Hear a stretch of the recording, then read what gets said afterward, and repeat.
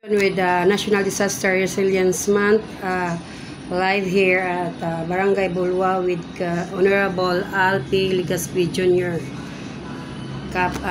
Unsa man natong mensahe karon sa National Disaster Month, especially here in Bulwa? Especially here sa sa Barangay Bulwa, kita preparado abot sa mga kaning mga disaster, baha, sunog. In fact, ang atong mga rescue dinhi sa Barangay Bulwa nag training, nag-refresher balik sa kaning first aid and atong basic life support.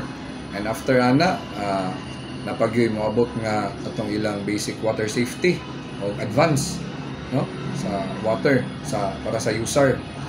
Then karon pud na bulan moabot pud ang atong patient transport vehicle or ambulansya, So moiling ingon patient transport vehicle ang pinaka insakto gid nga pangalan, which is ginatawag sa uban nga ambulansya na siya.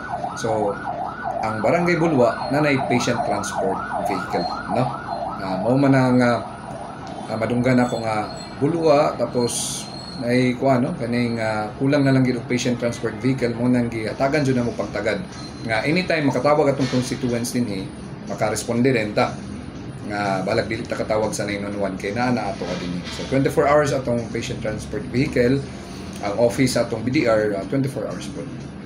So ready ta sa nga mga maabutay nga mga disaster dinhi sa Barangay Bulwa. So that is the message of our very guwapo, buutan o pinaka dali maduulan nga kapitan diri sa Bulwa, si Honorable Ligaspi Jr. Kap, maayong buntag og salamat.